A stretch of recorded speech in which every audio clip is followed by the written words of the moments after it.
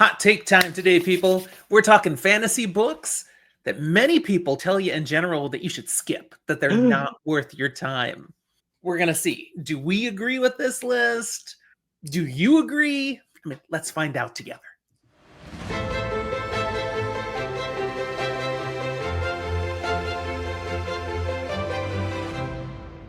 Hi there, this is Fantasy for the Ages, the show where father and son sit down and talk about fantasy books. I'm the son of that equation, Zach.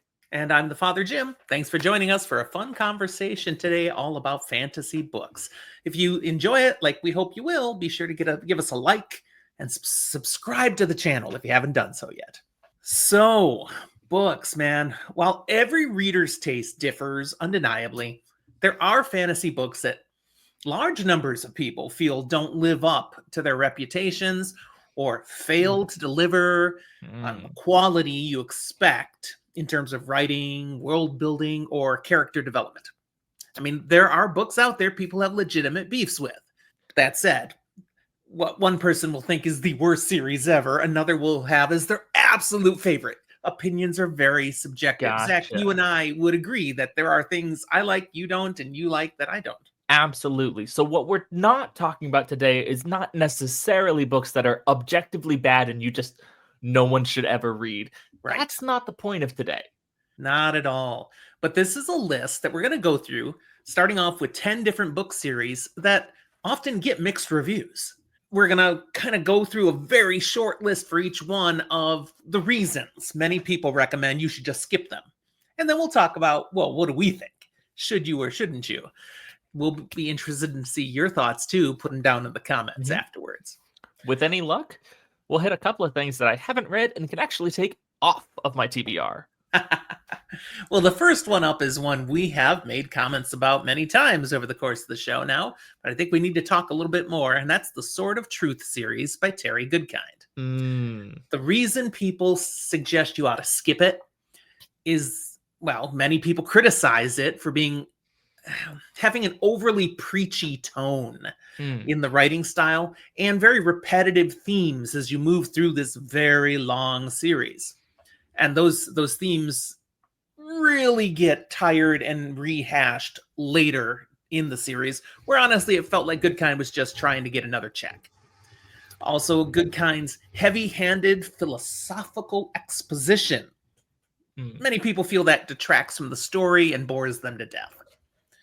Initial thoughts, Zach? You haven't touched this at all, have you? I haven't touched the books. I did watch that one adaptation that was a show for a bit. The Legend of the Seeker. Correct. For me, from what I know about the series, what I know about the author, and what I learned through that show, I think I've gotten what I need out of this. I don't think there's anything groundbreaking or really fresh and new in this series for the genre that tells me I need to make sure I read this. Anything it does do, I think other things probably do better, and I'm probably okay leaving it alone. I respect and understand the people who don't like this series, have bashed it. You know, I take a little issue with some who bash it but have never touched it. You never should be dissing stuff that you don't have personal experience with. You ought to dive in a little bit before you start expouting as an expert about why it's so horrible. Hold on, just as a quick aside. What? Dad, what are your opinions on heroin? We're talking about literature, not drugs. Literature. Oh. Anyways, you can't knock it till you try it. Freaking weird. I have read all of the core portion of the Sword of Truth. There's additional books that keep churning out that I never touched. But I've read, I think, like 15 books in the series. I do not regret it. But having read them, I do understand why some people have issues with it. But it was one of the first epic fantasy series I came upon after having enjoyed The Wheel of Time and wanting more large epic fantasy series. And so I consumed them. Did I love everything about it? No.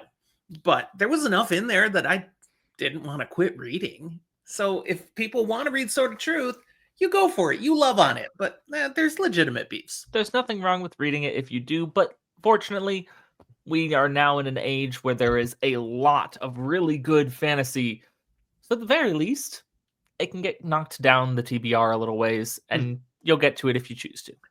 My second one to talk about is The Inheritance Cycle by Christopher Paolini. You know, Aragon and all the other. There's Yeah. 4, I believe, in the series. The cycle. There is 4. That's why it's a cycle instead of a trilogy. It was meant to be a trilogy, and he didn't do that. Now, it's loved by a lot of younger readers, but others argue the series borrows too heavily from Tolkien and Star Wars without adding much originality. The prose can feel amateurish since the author did begin writing at a very young age. Some people were like, it glaringly shows. I haven't read this one, but you have. Speak to us from your wisdom, son. I think this is an example of a great gateway fantasy series, especially for a young reader. If you're kind of in that YA range, you're not necessarily ready to be going into adult fantasy, this is a great series to hit. However, if you've been reading fantasy for a long time, if you're an adult reader just getting into fantasy, but you're used to a higher quality of writing kind of thing, it probably can be skipped. It's not like it's a necessity of the genre, but it's not something I regret reading. I'm interested in potentially reading other things that Paolini has written in this world, is coming out with these days. But I'm also not like running around saying this is my #1 series of all time. So what you're exactly saying fits my understanding. As a seasoned and mature fantasy reader, it is too late for me. I would not enjoy the Inheritance Cycle. You would enjoy it, but you wouldn't love it. You would notice those flaws for what they are and be like, I didn't need this. You wouldn't regret reading it, but you wouldn't feel a great love and passion for it. The next one up is one of my favorite fantasy series, and yet many people have issue. The Shannara Chronicles by Terry Brooks. And it's one that you have intention to dive into at some point. I do. Many view the series, especially the first book, The Sword of Shannara, as too derivative of The Lord of the Rings. Characters and plot points that feel like direct copies. The later books also get dinged for varying in quality. I mean, there's over 33 books in the series. It's hard to nail each and every book. So those are some legitimate issues. But there's so much else in the Shannara Chronicles that I just enjoyed. And there are some fantastic things Terry Brooks brings to this series that I've talked about in other episodes we've done. I think the positives outweigh the negatives. But at the same time, this is just comfortable reading. If you're looking for something really challenge you and take you and fascinate you, okay, that's probably not Shannara. For me, this is a series that screams, it's big. You're going to get a lot of the same vibe because it's so big. But if you do enjoy it, you'll probably continue to enjoy it. And so it is something I plan to read if I find partway through and maybe one trilogy out of 10 in, and I'm like, it was okay, I might stop. But it's definitely something that's just comfy in fantasy that I will intersperse with reading other things that are a little more daring. Yeah, there's not a lot daring in Shannara. There are unique aspects of it. I think you'll actually enjoy it when you read it. So this is not one where I would agree with the haters and say, don't read Shannara. Not at all. Anyone should try it. I think there's an argument to be made. Read the first trilogy or something. See if you like this world. And then maybe continue on to it. But if you're going to try the series, don't try it as you're saying it's a commitment to read 33 books. That is a recipe for failure. And if you're viewing it as, do I need to read all of these books? No, you can probably skip out on most of them. But maybe try the series and see if it's something you do want to dive into. It lends itself to biting it off in small, bite-sized chunks. Because there's trilogies and quartets throughout it. It's not one big, massive story that you have to keep going to the end. Like in that way, it really feels a lot like the Rift War saga, or the Realm of the Elderlings. These are very approachable, biteable chunks. The next one, I don't think we'll have a lot of argument with. The Twilight Saga by Stephanie Meyer. The critics of this one point to weak character development, problematic relationships, and simplistic writing. Though It's not, high epic fantasy. It's definitely a fantasy tale of sorts. I mean, there's glittering vampires in it. I agree with the critics on this one. I've only tried to read the first book, and I couldn't finish it because it just was. I mean, the issues I described is how I felt when I was reading the book. What about you? I've read all 4. Not all of these books are equal. One of them is significantly better than all of the others, but you have to get through 2 bad ones to get to it, and then it's just downhill from there. So That's rough. if this is something that you really love, I'm not going to hate on you for it. You're allowed to love what you will, but I have a hard time rationalizing a true love of this as anything other than a guilty pleasure of something that you enjoy whilst knowing it's kind of trash. The plot's not great, the writing's not good, but if you escape into it and love these characters, toss these in the dumpster. There you go. If you love the characters, if you really grab into it, if this is your thing, absolutely enjoy it. It's not mine. I could have. This is definitely one I read because I was of the mindset that I needed to experience it to hate on it. And I kind of regret it. Okay. So while we were, kind of like on the first 3 of these we've talked about so far, there's lots of reasons to like them. We understand why some people don't. This one, we're both in the camp of, yeah, you could skip Twilight. But again, if you like it, we're not bashing you. All of these books were widely successful, and there's reasons to enjoy them. But these, fantasy for the ages would say you don't need Twilight. If you do want to know what the hype was about and really get into it, you can read the first book. It's okay.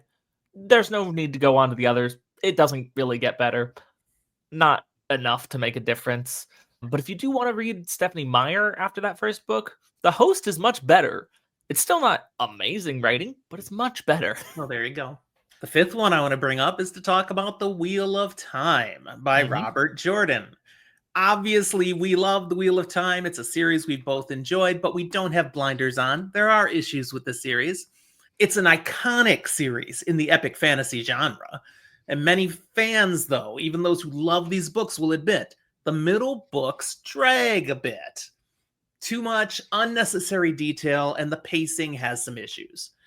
Some people recommend skipping certain books when you're reading through it, or just finding one of the many websites with summaries just for those, so you get the key story points and get to the finish of the series, which is epic. So, yeah, okay. I've enjoyed these. I've read all of these books more than once.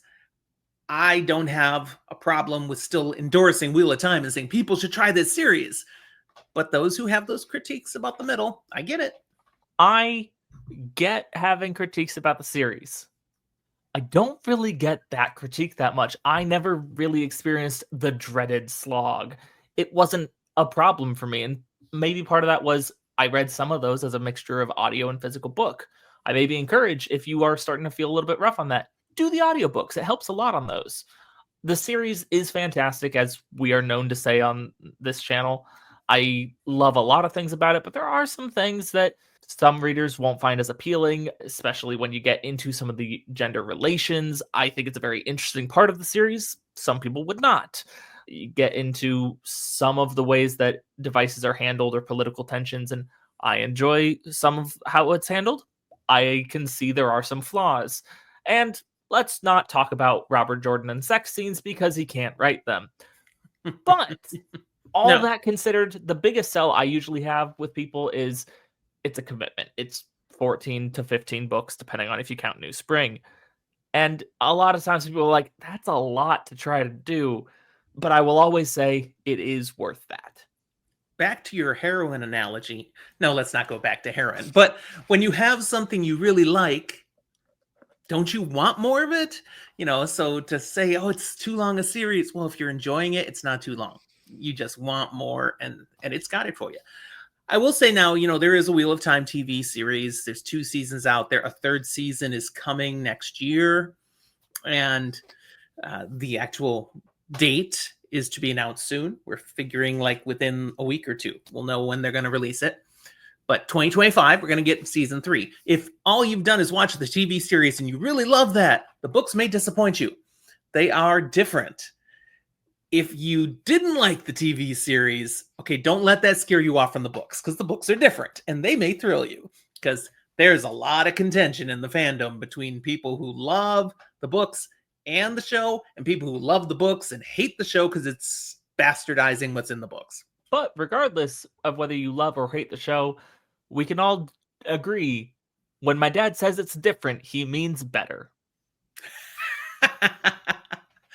Well, yes, the books are better than the show. So what's next? The Witcher by Andrzej Sapkowski. Now, why skip? And we've both read all of these, right? I've read some of them. I haven't gotten back to all of them yet. I took a break and I haven't gotten back to them yet. They are beloved by many. I wouldn't say beloved by me. I enjoyed them. Some of the books more than others. But some find the writing style uneven. And it's partly coming from the fact these are translated from Polish, and everything doesn't translate perfectly, perhaps. And there's abrupt pacing and underdeveloped character arcs in the later books, and that's where I start to have some issues. So there are aspects of the Witcher series that's so entertaining, fantastic, and the concepts of fantasy ideas he came up with are amazing. But does he maximize all of that through the books? No. And so some people definitely say this isn't worth your time. I disagree. I think The Witcher is worth your time. But if you start to get frustrated further in the series, that's the time to stop. The way I at least started this series was with those kind of prequel-y books before it gets into a overarching plot, and it's kind of a bunch of short stories of Witcher stuff, and that's how it was originally released, as like bits of short stories and eventually compiled into books. I think everyone should try reading at least one of those. Sure. Because you get a taste for what The Witcher is, and it does some interesting things with different takes on mythological creatures and ideas and just fantasy in general. And I think it's very interesting and cool. But if you read it and you go, that was cool, you can probably leave it at that. A dabble in the Witcher experience, I think, is a must. Committing to the series, not necessarily. Yeah, I'm on board with that. Now, this next series I have to talk about is one of the more classic fantasy series, The Chronicles of Thomas Covenant by Stephen R. Donaldson. You can skip this one. And I would disagree. The greatest criticism I think that comes out for this is the protagonist, Thomas Covenant. He's a very divisive character. Many readers find his actions and his personality completely unlikable, unrelatable, don't want anything to do with this guy. And then the writing style, it's a dense style. This is not how fantasy typically gets written these days. Some people, including Zachary, find this dated and so not as relevant and just can't get into it. But I loved these books. I've read the entire 10-book series. It's a trilogy, and a quartet to finish it off. And they were definitely worth my time. Epic stuff and foundational to where fantasy went along the way. My thoughts. I got the first trilogy. I read the first two. I stopped. I didn't care for it. I didn't care for the style. And my dad says it's foundational. I don't know how much I agree, so much as it's earlier. There are things from about the same time or even earlier that do a lot of similar things, I think, better without leaving such a sour taste in my mouth. I certainly don't need to finish this series to understand anything that uses similar concepts or ideas in later written fantasy. There are elements of this, especially the first trilogy, that are grimdarkish before grimdark was a thing. Not all the way through, but definite elements that you'd find in any grimdark novel, and then you wouldn't have an issue with, because that's grimdark. That's how it is. This isn't a grimdark series, and yet it has such moments. I think it's less that I wouldn't have an issue with the same things in grimdark, because it's grimdark, but how it's presented and how it's reacted to by other people and handled within the plot, I didn't care for how it was done in Thomas Covenant. It's a personal preference, but I would say you can skip this series. So viewers, split decision on this one. I think anyone should try the Chronicles of Thomas Covenant, and Zach would wave you off for your own safety. Number 8, A Song of Ice and Fire by George R.R. Martin. Now, this is a fantastic series, in my Yeah. opinion. But many fans, the reason they tell you to skip now is frustration. Okay, they're frustrated that the series is unfinished. 5 books done, 2 to go, 2 have been promised, but we've been waiting over 12 years for another book. So that lack of resolution is frustrating. But also, some fans don't like that the books have gotten increasingly grim, darker, Hmm. grim dark, They have. alongside some of the character arcs being rather controversial. It puts a bad taste in some people's mouth.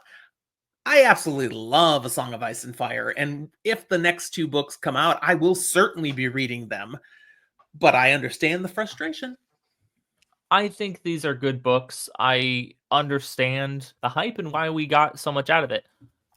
And I flip flop on my take on how worth it is reading this series due to my frustration a little bit. And I think at the end of the day, I have to say, yes, read the series if it interests you, but do so at your own peril, knowing that you probably won't ever get a conclusion or even another book. I mean, you get a conclusion on HBO's Game of Thrones, but you won't like that conclusion potentially. Plus, at that point, we've already deviated from some story things here and there and dropped out some of the coolest things going on in the Lady books at that Stoneheart. time.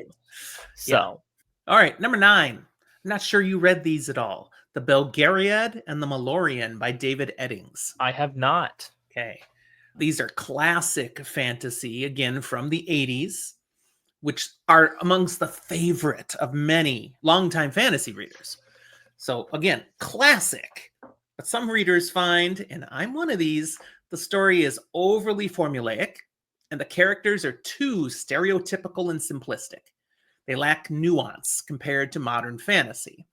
I think part of why I struggled with these is I came to them since we've been doing this show. There's Mm. something I missed back in the day. I was alive. I could have read these, and I even heard of them, but I didn't get around to reading them. And I've read so much more that it has advanced my preferences, my style, what I'm looking for in fantasy, that to go back and read these, too shallow, too simple, too predictable. It just doesn't do it for me anymore. That makes This is, sense? yeah, and with that in mind, this is probably one that would require someone to make a really good case to me about to get me to go back. Not because I have any disdain for it, but because I'm not hearing anything that sounds like it's worth fitting it into my schedule. I would say there's nothing wrong with these books. So Yeah. if you want to try them, try them. You're not going to be offended. You're not going to have any real issues, but you're not going to have to work very hard. They are what they are. They're pretty basic. And I want to work a little harder, I guess, these days. My last one of these initial series, and then we have 3 more we're going to talk something else about, but Okay. the Lightbringer series by Brent Weeks. And I have It's to on my lean shelf. into you on that one because you've got it. You've read it, haven't you? I have not. Oh boy, It's right neither here. of us have read this yet. Here's the thing. It's like within the next 3 books I'm going to read on my TBR. So I'm right there. I've got the Okay. whole series on my shelf. The problem is Wind and Truth comes out in less than a week. Yeah. So I'm not starting the series when I'm immediately going to go read a 1,400-page book. I thought you'd already read it. I wouldn't even put it on the list if I had remembered you hadn't read it yet. But there's still relevance. We can talk about what others have issue with it. It's on my TBR, and if I keep pace with my reading plan, potentially I'll be reading this before the end of 2025. If not, it's early 2026. But some would say skip this. It's praised for its magic system, apparently, but some readers find its pacing very inconsistent, its characters unlikable, and that there's an over-reliance on plot twists. Like, we can't go anything the way you think it's going to go. So here we go again. I'm like, okay. I mean, that sounds like an author who's working to achieve certain things and bringing reactions out of people. But you know what that makes me think? If you like Brent Weeks, you'll probably like this series. If you don't, you won't. Because that feels like what I've read out of Brent Weeks for the most part. We've both read his Night Angel books already. Yeah, which I very much enjoyed. I know there's a lot of contention around Night Angel Nemesis, but This series is on my list because I enjoyed Night Angel. Okay. I enjoyed the Night Angel trilogy. Yeah, Night Angel Nemesis, the story could have been half as long and I would have enjoyed it better. But the basic story is still a good story. All right. Those are our 10 series. What are we doing now? You said we've got 3 more something. Yeah. What do we Yeah. got? But before we move to that, I just want to remind people, if they have thoughts on any of these, we want to hear them in the comment box. Let us know which ones you agree with, they're skippable, which ones you can't believe we put on the list. How dare we? Give us your thoughts. But I want to talk about 3 other series that nobody would really necessarily definitely say you should skip them. They're just terrible. But the issue is they're overhyped. So it's almost impossible to live up to the loftiness people are raising them. And therefore, if you do read them, you may be disappointed. Sorry, can we go back to A Song of Ice and Fire again? Can we bring that one back? There's a case that could be here, but I'm going to roll in the first one. Is the Stormlight Archive that you're about to read a new book for by Brandon Sanderson. And of course, I'm going to read that book too. I already bought it. It's going to be showing up on my Kindle December 6th, and then I will start reading it instantly. I have a plane ride, like a 5-hour plane ride the next day. Guess what I'll be doing all through the flight, Finishing Wind and... No, you're not going to finish it that fast. No, it'll take longer than that. But I am going to be buckling down to read this book. So I love the Stormlight Archive. It's got an intricate magic system, incredible world building. These things are frequently praised, but some readers find the pacing a bit uneven. This is where you get that Sanderlanche issue, and sometimes things really go slow until it finally picks up. Some people don't like that. And that Brandon's storytelling style is sometimes described as being too mechanical and emotionally flat. I'm a fan of the Stormlight Archive, so people who don't like it, who say things like that, I'm like, yep, you shouldn't read it then. But I'm going to keep reading it. Yeah, I will accept people's criticism of this series. It is one of my favorite fantasy series of all time, and when it is completed, there's a chance it will be my favorite of all time. I don't know yet. But I do think it also is helpful to have read even more and read the Cosmere to really understand and love the Stormlight Archive as much as I do. And I understand that hesitation and frustration because not all of those books are as good as the Stormlight Archive, but it does make the Stormlight Archive better. But this is another place where people will have legitimate beef. Boy, this Sanderson's got balls to enjoy his series. I have to read all those other books. No, you don't have to read those other books, but you and I both know if you don't read those other books, you don't enjoy Stormlight Archive to the degree you could. So I think get a little frustrated by that. It's a great series on its own. It's a freaking fantastic series with all of it. Yeah. The second one, too much hype, perhaps unreachable. The Kingkiller Chronicle by Patrick Rothfuss. It's known for its poetic prose, its unique structure as a story. It has garnered immense acclaim. But again, it's been over 12 years since the third book of a trilogy has showed up. And some fans have soured on it because, hey, incomplete story and you're giving us no hope for another book. I've read both the books and the novellas. But yeah, I would like to see that last book. I understand people who are ticked off they're not getting it. Yeah, there's a reason this has been sitting on my shelf for 3 years and I haven't gotten to it yet. It is overhyped. I'm worried that I won't think it lives up to it and will actually be overhyped and not just like everywhere, but kind of worth it. I'm pretty sure I'm going to enjoy it. I don't know if I'll enjoy it as much as people tell me. So it sits a little further down the TBR, and when I get to it, I'm excited for the read. Probably. Now, likewise, I put off reading it for quite a while because there's no third book. Why do I want to waste my time?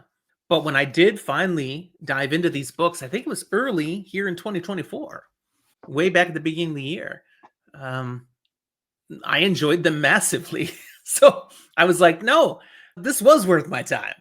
And it's something so unique to itself. There's no other fantasy books I've read that are like these.